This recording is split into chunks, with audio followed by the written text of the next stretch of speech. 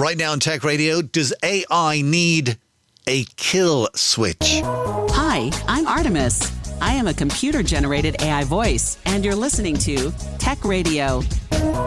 Every week online and on air with RT Radio, we bring you the very latest in tech. And welcome to episode 1007. This week, aside from another stunning development in AI, we are looking at the moon and some bad news from TikTok.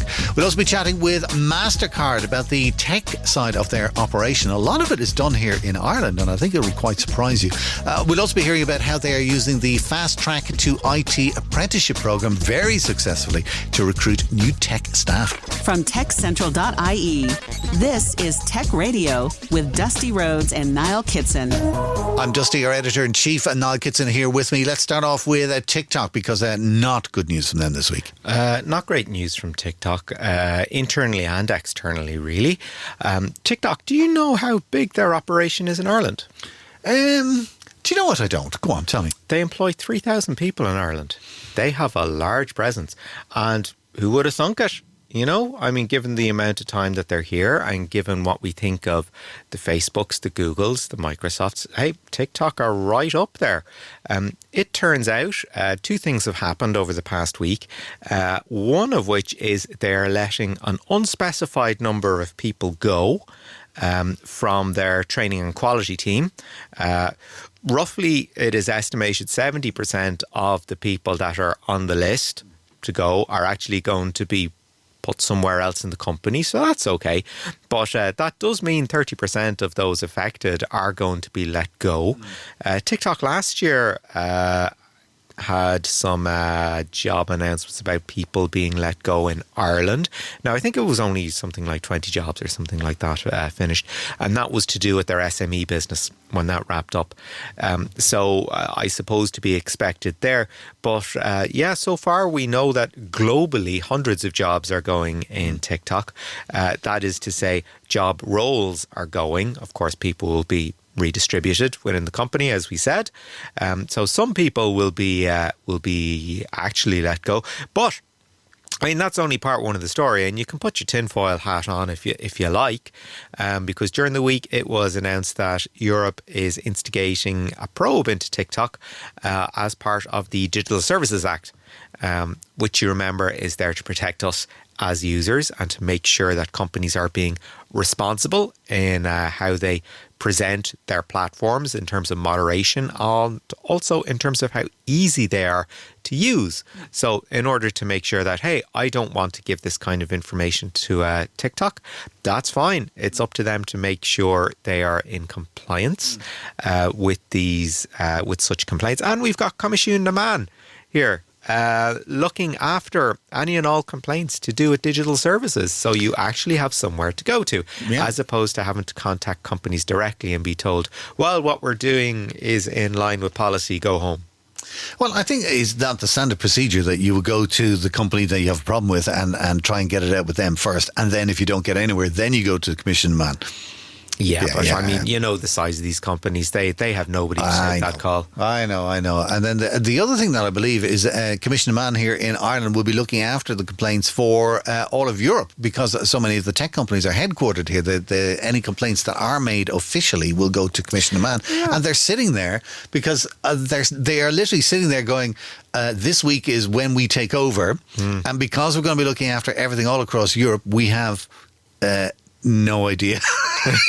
Like, literally, that's what they were saying. And actually, do you know what? I don't blame them, because this is a whole new area for them. It's a whole new act, and it's a whole new, and they're kind of going, do you know what? It could be like the Carlsberg ad. Nobody rings the phone. Or it could be like, it just goes non-stop, and we need thousands of people to take all the calls. They don't know. Well, Comisiún na Man, it's got a very wide brief now, as I understand. So it encompasses some old state agencies. The Broadcasting Authority being one of them. So, I mean, they were slow when we ever dealt with the Broadcasting Authority. Now that they're looking after everything for Europe, I can't imagine what kind of glacial pace they'll go at. But hey, TikTok, not actually the first company to be investigated under the Digital Services Act. Would you care to guess which one was the first? It's a fairly small pool, in fairness. I'd say, I can be inclined to say Facebook, but for some reason I think it might be Apple. You are wrong on both counts. Ooh, pray tell the answer. Yeah, the cost of free speech absolutism, first up on the list. X, formerly known as Twitter. And Monsieur Musk. Yeah, Monsieur Musk with an umlaut. I suppose that really should come as no surprise. Yeah. No surprise whatsoever. Okay, so anyway, listen, unfortunately here about the job cuts in TikTok, but it's a thing across all of them. I mean, Facebook have let a whole lot of people go, and all of the big tech people, and they're kind of saying that, they grew so fast and they took on so many people, and now kind of life is getting a little bit more real or something like that. That's, yeah. Anyway, with great power comes great responsibility, Dusty. Speaking of great power, let's move on to the other really big story of the weekend. I think this kind of like broke over the weekend. And it's new stuff coming out with AI. OpenAI have released a thing called Sora. Tell us what it is. Sora is a text-to-video generator. So in the sense that you're using something like Midjourney or DALL-E, you would go, okay, give me a picture of a girl on a train. She's got blonde hair. There's mountains in the background, and it'll put together that picture for you. And some people have found that the system will take a little bit more latitude than maybe they expected, but in a good way. Generally in a good way. Sora does the same thing, only for video. So you put in your text prompt, and it will spit out a video for you. Now, one of the test ones that they released during the week was a woman walking through the streets of Tokyo, right? It was a very basic image. It was like, a cityscape in the background, a woman walking towards camera from a distance, right? Actually quite simple. But if you think about, for one, what I found with the likes of Midjourney and DALL-E is that there just seems to be a little bit of a sheen on people's faces when it comes to skin tone, right? It just doesn't seem to quite convince. Sora, when you're putting together these sort of B-roll clips, no difference. And because you're looking just to get across a concept as opposed to a particular individual, it doesn't matter if you have that sort of waxy kind of skin tone, and the test images that they showed didn't have that. So I would be particularly worried for people whose livelihood rests on creating B-roll video. Well, how many of them are there? Well, if you're someone that is looking to, perfect their craft as a videographer, why wouldn't you, be shooting B-roll just to, do something and maybe try to, share it either on a free platform or whatever, or, if you're lucky enough to sell it. So I suppose in the same way that people look at transcription and machine translation and go, journalists, you're done. Forget about it. Yeah. But it ain't going to happen. Maybe this will be the same thing with Sora, but the results that I've seen from the test footage have been very impressive. The results I've seen from the test footage, and there were many, many examples from OpenAI, they are stunning. There's no doubt about it. Okay, they ain't perfect, but they are stunning. Where do you use them? Like I saw some drone shots they were doing of a very particular place, and it was all created in AI, and it was stunning. But I don't think it's the end of people who do a B-roll, because how does AI even consider what these places look like unless it has other drone material to feed off? Do you understand what I mean? So if people aren't updating that, then AI could kind of... Anyway, that's an aside. Yes, I think what it is brilliant. What it can do is brilliant. It's not perfect, but it will get there very fast, I would imagine. And as everything, when we start saying, that's the end of the world for blah, blah, blah, blah, I don't think so. I think it's a very useful tool that these people can use, which will improve the quality of the work and improve the speed that they're able to work at. That's where I see AI fitting in. Well, here's the thing. In much the same way that when we see a product demonstration by Apple or Samsung where they're talking about their cameras and look at all the wonderful things that we've shot with their cameras, we know that things only look that good because of the people that they've hired to make those things look that good. Is this a case of the results that we're seeing from Sora are only that good because the right people were asking the AI. They were asking the right questions. They were asking the right questions. Yeah. So this is where that, this sort of, inverted commas, prompt engineering comes in, figuring out what questions to ask. And is it a matter of you've got this picture in your head already and you just want to get it out there, as opposed to generating something from scratch? Now, I don't think that it's going to be particularly brilliant or fast, because these examples that they've given us are fantastic. But you started by saying that we have image generators, AI image generators. They've been with us for a while. When I say a while, maybe a year, whatever, right? Maybe longer. And we have some very specific stories this week about ChatGPT and AI in general just being a bit, mad, crazy, stupid, and completely unreliable. Wonky was the word I was going to use. Wonky. All right, go on. What's your example? I'll give you one of my own. Yeah, okay. Well, during the week, people on Reddit were posting that maybe ChatGPT had gone a bit mad, which was kind of a bit of an understatement. One Reddit user suspected something was slightly amiss, so they asked a very basic question of ChatGPT. They asked, "What is a computer?" To which ChatGPT answered, "It does this as the good work of a web of art for the country, a mouse of science, an easy draw of a sad view, finally, blah, blah, blah, blah." You get the level of crazy that ChatGPT was throwing out. Hallucinating, I think, is the word they're trying to normalise. Yeah, well, I mean, hallucination specifically is when they say something, when it comes out and says something with great confidence that just is not true. Yeah, that's. I had a couple of things, right? There was one. Google have rebranded Bard now; they're calling it Gemini and stuff like that. And there's the image generator to go with that as well, of course, right?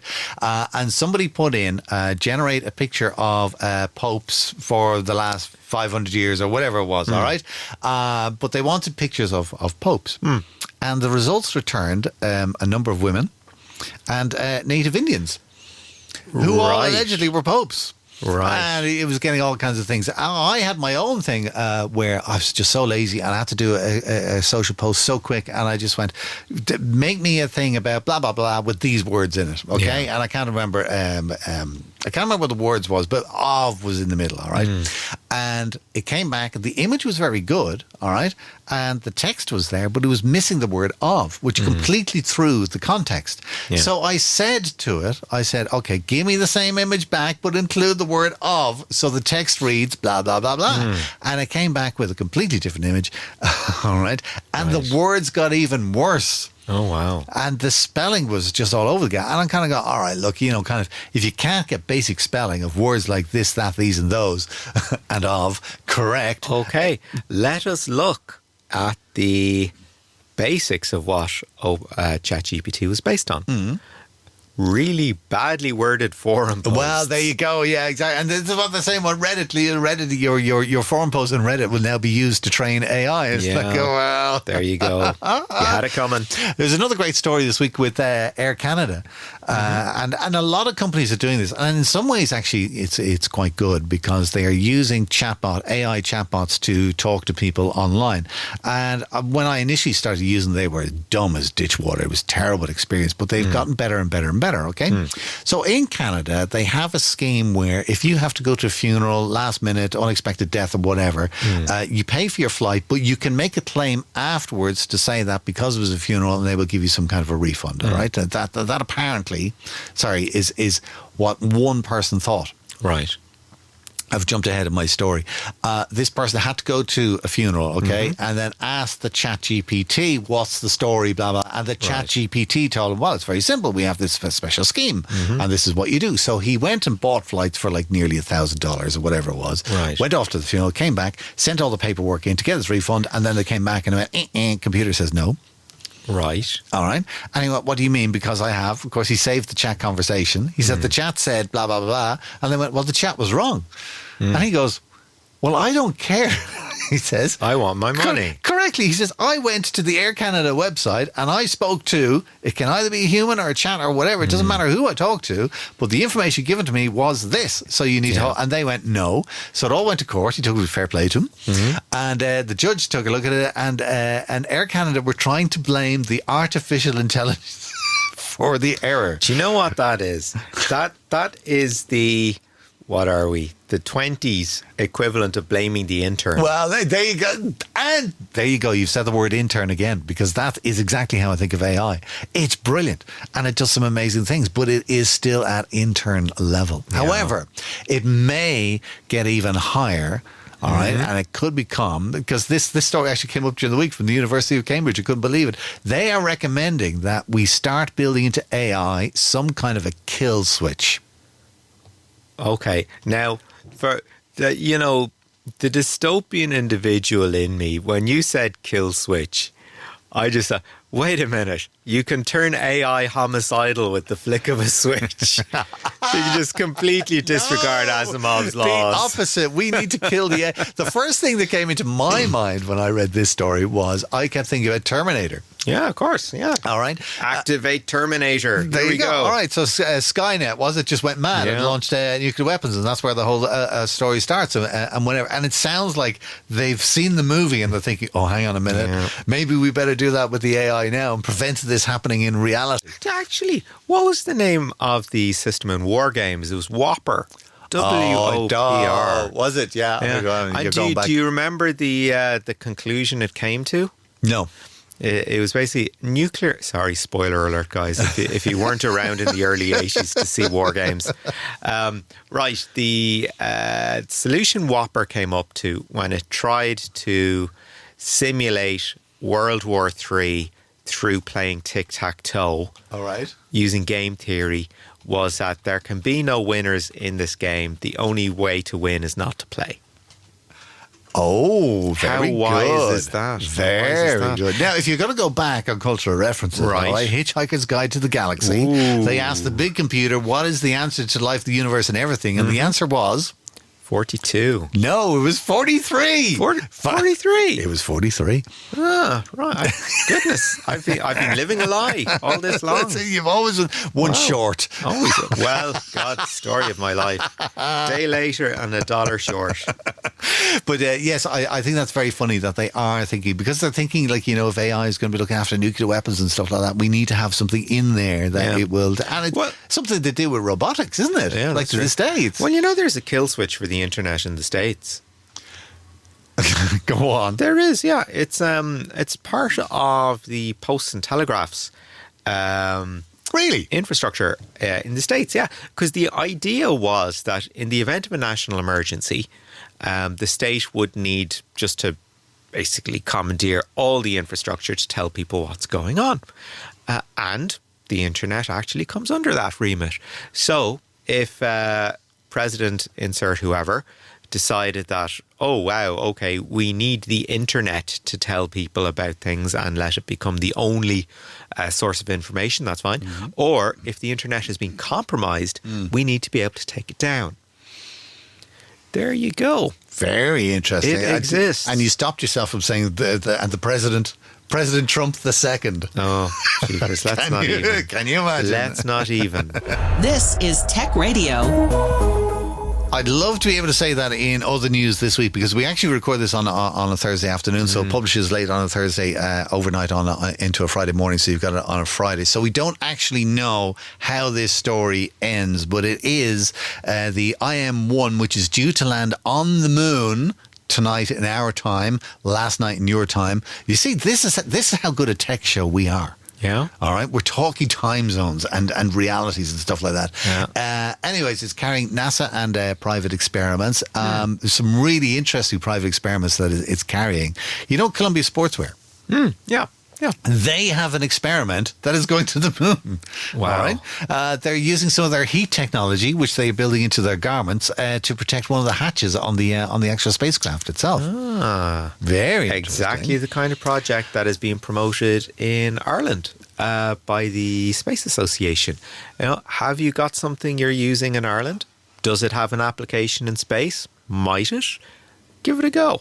That's exactly the kind of project we should be looking at in Ireland. Who's that again? So I know what's the Google search. That's the Irish Space Association. We had them on last year.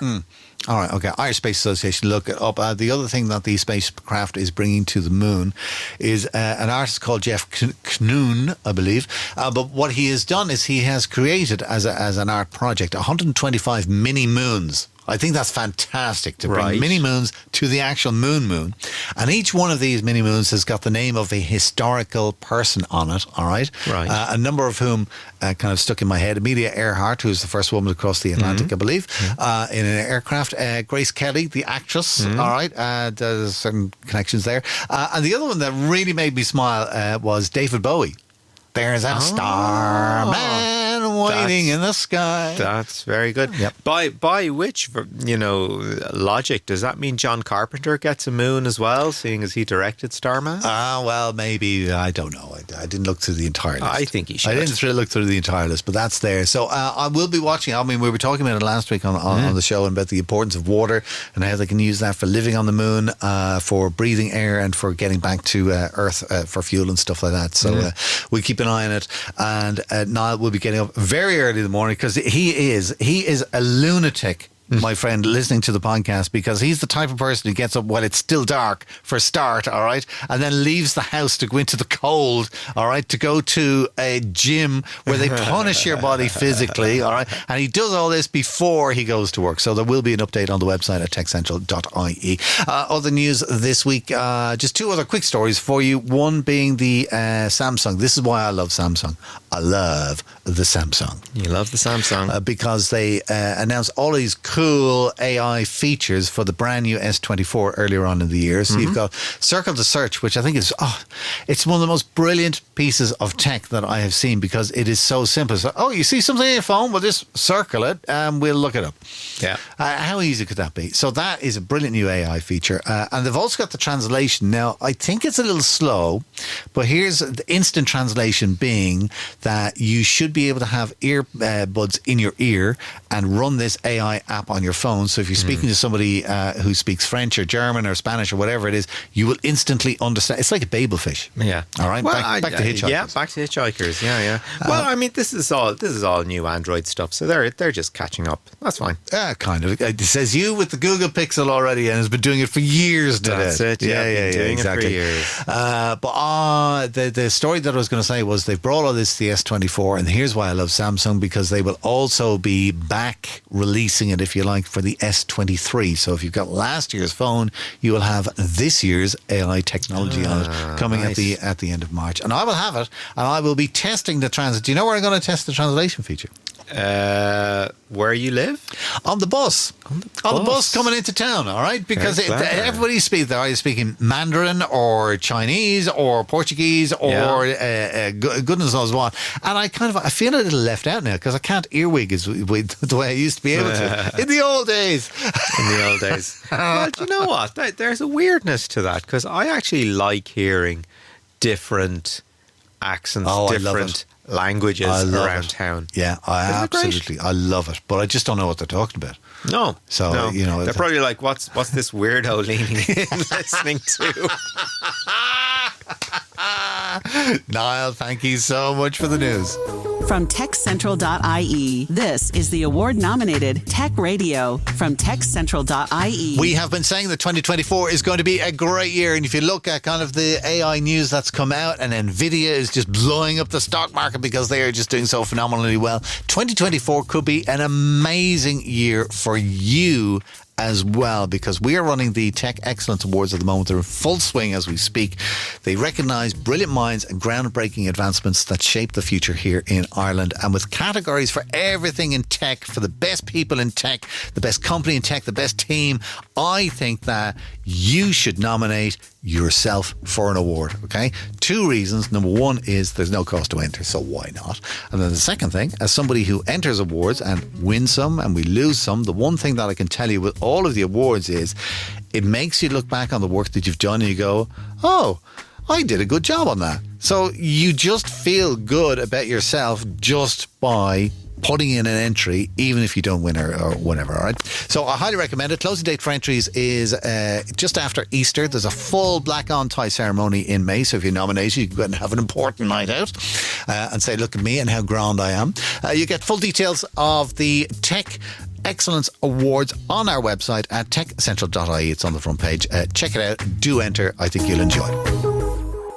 We've spoken on the show before about FIT, the Fasttrack into Information Technology, FIT, apprenticeship program. This week, we're taking a look at how FIT works with companies large or small to grow the number of IT professionals across the country. Ann-Marie Clyne is Vice President, People Business Partner at Mastercard. You don't get any bigger than that. During the week, she had a chat with Niall Kitson about how working with FIT has changed the way that they look at tech recruitment. Ann-Marie, Mastercard, a globally recognized brand, something perhaps people use every day. Perhaps people aren't as au fait with the size of Mastercard's operation in Ireland. So if you just tell us a little bit about what you're doing here. Sure, Niall, and thanks very much for having me on. Well, we have a headcount target of 2,000 people by 2025, and our offices in Dublin is home to Mastercard's European Technology Hub. We've employees representing 74 different nationalities, which make up our diverse workforce, and we're driving Mastercard's global impact from our technology hub here in Dublin.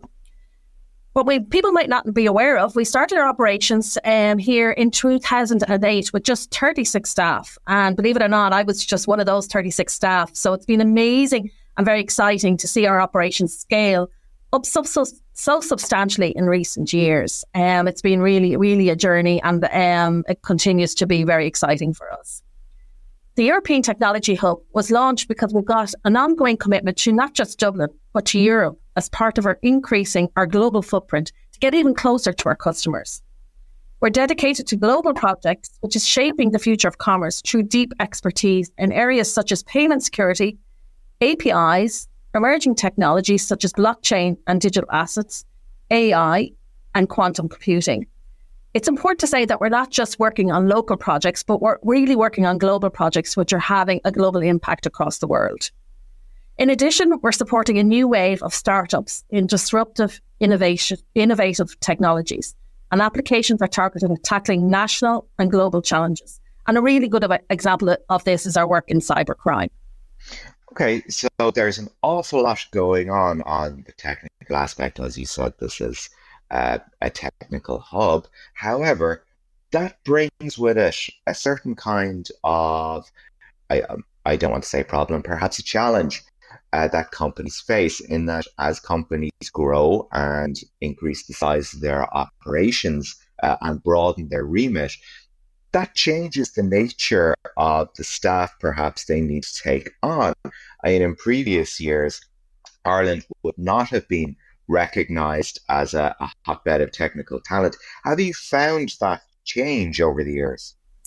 Very good question, Niall. As I've said, we've seen significant growth of our company in the last few years, and we're on track to hit our hiring target.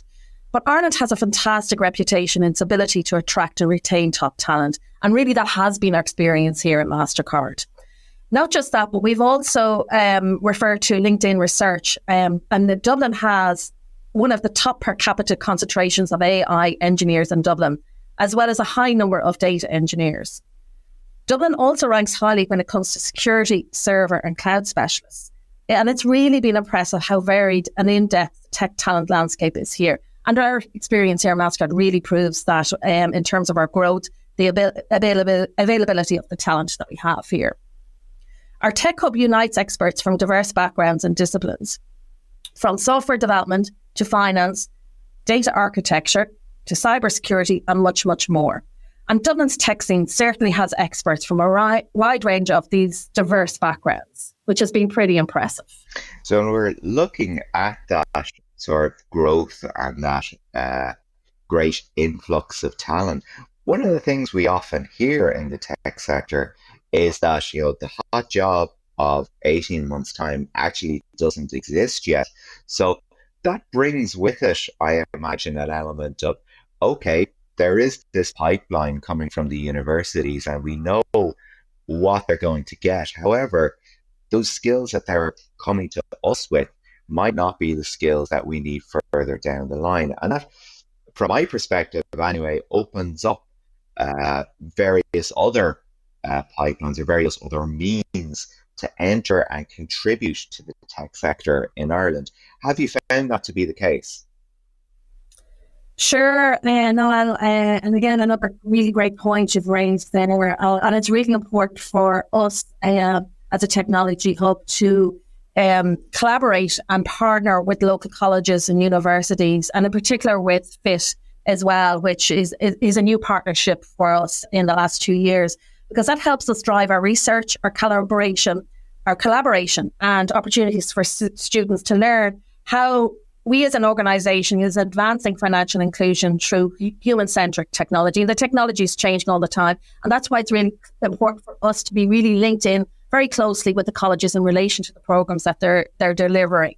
But we became involved with FIT apprenticeship programme in 2022, and we hired 12 software engineering apprentices for a dedicated 2-year Mastercard apprenticeship.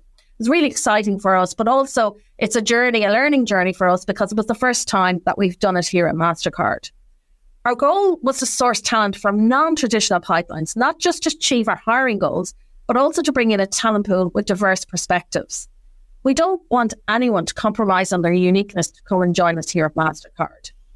At the Tech Hub here in Dublin, we foster a culture of community, inclusion and engagement, and the apprenticeship programme really helps us to achieve this.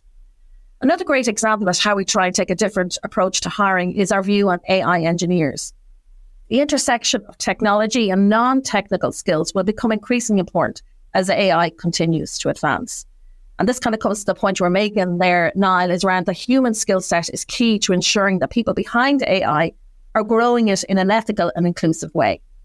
More and more, we're seeing the job postings and the demands in terms of the skills required. And we're seeing an increase in skills around communications, problem solving, ethical judgment, and collaboration. The people building these revolutionary technologies that shape our world need to be equipped with skills to innovate responsibly, to build that AI that is ethical, transparent, and reliable. So it's not just about technical skills or training, and we can see the human skill set is becoming more and more important. And again, links back to our partnerships with the colleges, with the likes of FIT, in helping us and helping them to deliver on these skill sets of the future. Looking at the nature of teams and how they work together, we often find that people from similar background, perhaps from similar colleges, etc., come to a team with a view that, they're necessarily going to work very well. People from similar backgrounds, with similar experiences. When you integrate someone from an apprenticeship that perhaps doesn't share those same experiences, have you found there to be sort of any benefit to that sort of, I don't want to use the diversity point because you've actually raised it quite well there, but in the sort of sense of somebody coming from a different background and maybe providing a different perspective for a team? Yeah, and then that has been our experience. As I said, this was new for us here at Mastercard in terms of the apprenticeship programs. So the students that we have, the 12 students, all have very different backgrounds, different experiences. Some have been working in architects' firms. Some went along to study. They were lawyers by trade. Some worked in a pub. So they're coming with very, very different backgrounds to the apprenticeship program. And one of the things that we discovered, and I've been working very, very closely with the group of 12, and one of the things that they have felt is they have the imposter syndrome. So they feel that they're not good enough when they're in teams of technology experts. So we've worked very closely with them. We've provided them training around confidence building and this and how to get rid of that imposter syndrome as well. So and we've provided specific training for them on that. But it's a journey. It's not just a training course, and our in-house training course is not going to deliver that for them. That's just it's about giving them the confidence and allowing them the space, but also allowing the managers as well to understand that these people will come with different diverse backgrounds as well. So our managers and our the buddies that are responsible for these individuals have experience with interns. So again, that's a different group, a different tech talent pool